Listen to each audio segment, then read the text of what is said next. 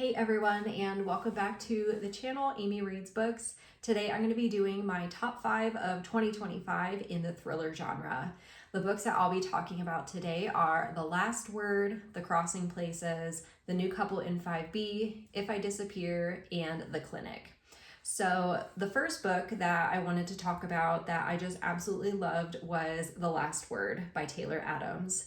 Now, this is a book that is about a woman named Emma who is a house sitter, and she's house sitting at a remote house on a beach.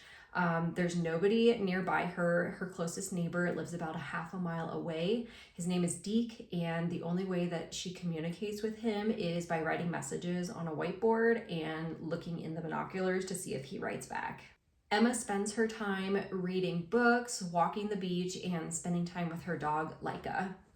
One day, Emma reads a book by an author named H.G. Cain, and it was supposed to be a horror thriller novel, but she was really disgusted by the simplicity of the book.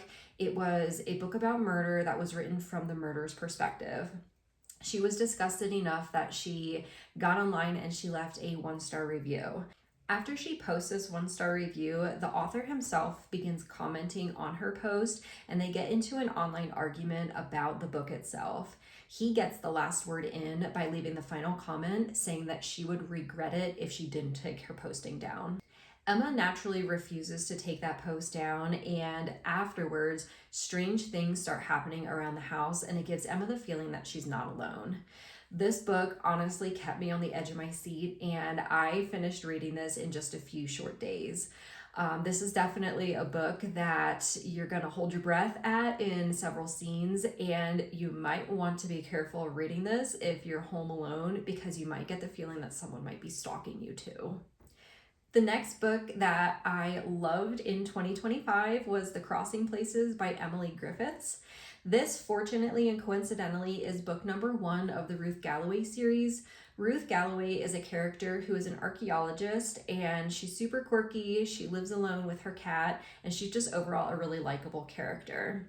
She is living in an area called Saltmarsh, which is in Norfolk, England, and she's doing some studies there to look for Iron Age artifacts. While she's studying for Iron Age artifacts, she actually uncovers the bones of a human child. Really, this starts an investigation with the local police, and Chief Detective Inspector Harry Nelson is brought into the picture. He thinks that these are the bones of a child that went missing over a decade ago. However, it actually turns out that the bones belong to someone from over 2,000 years old. What's strange, though, is that during all of this, a child does go missing. Using Ruth's expertise in archaeology and Harry Nelson's keen sense of awareness as an inspector, the two of them work together to try to solve this mystery of the missing girl. I really loved the setting of this book, and it's really your true classic crime thriller novel. The book itself and the setting reminded me of a weekend I spent at the Chesapeake Bay in Delaware when I was in high school. So I just really enjoyed the imagery and the scenery, and I was really kept guessing till the very end as to what happened to the little girl who went missing. The next book is The New Couple in 5B by Lisa Unger.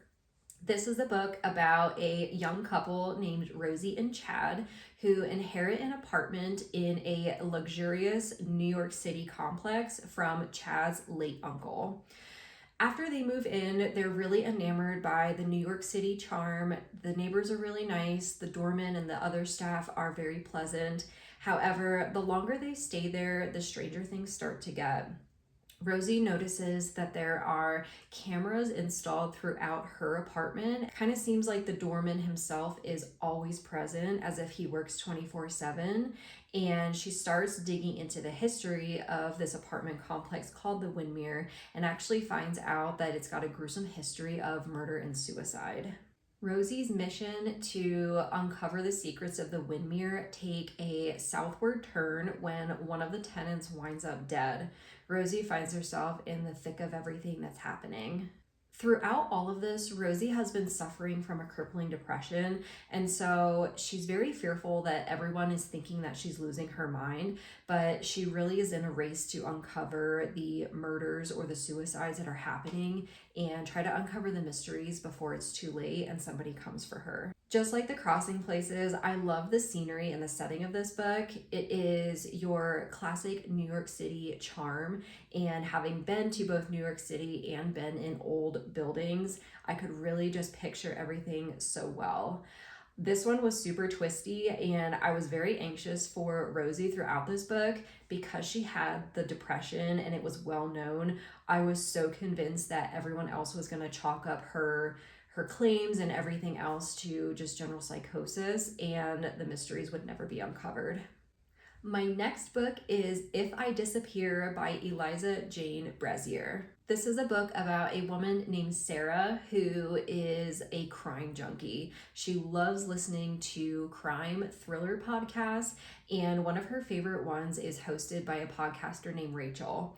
Rachel details stories of women who go missing, and Sarah literally worships Rachel. In one of Rachel's last episodes, Rachel puts out a cryptic remark and asks, "Would anybody come looking for me if I disappear?" And then after that, the podcast goes dark. Sarah is convinced that Rachel was kidnapped, and so she enlists and enrolls herself for employment at a ranch near the town that Rachel grew up in. Using the tools that Rachel taught her throughout the podcast, Sarah begins uncovering the mystery and picking up the pieces as to Rachel's whereabouts and tries to figure out her disappearance. In the process, though, Sarah realizes that Rachel has not been the first woman to disappear from the ranch, and at this rate, she's not going to be the last. The setting was in Northern California, and I really enjoyed that. I myself live in Northern Colorado, so I could very clearly picture the wide, vast pine forest and the desolate scenery. There were some really creepy things that were happening in the house she was staying in, and I just love this book for that creep factor that it included. My last book and last thriller in my top 5 of 25 is The Clinic by Cate Quinn. This is a book that is set in a remote luxury rehab facility in the Pacific Northwest. It's told from 2 different perspectives, from the patient, whose name is Meg, and from the clinic manager, Kara. The patient and main character, Meg, checks herself into this luxury rehab facility really just to investigate the death of her sister, Haley. Haley was a patient at this facility, and she died a mysterious death that was very quickly ruled suicide. Meg is convinced that this was not suicide, this was murder, and her goal is to infiltrate this clinic and figure out who the murderer is. In the process of solving this murder, though, Meg finds out more about herself and about Haley than she bargained for. The clinic manager, Kara, on the other hand, has some unanswered questions of her own.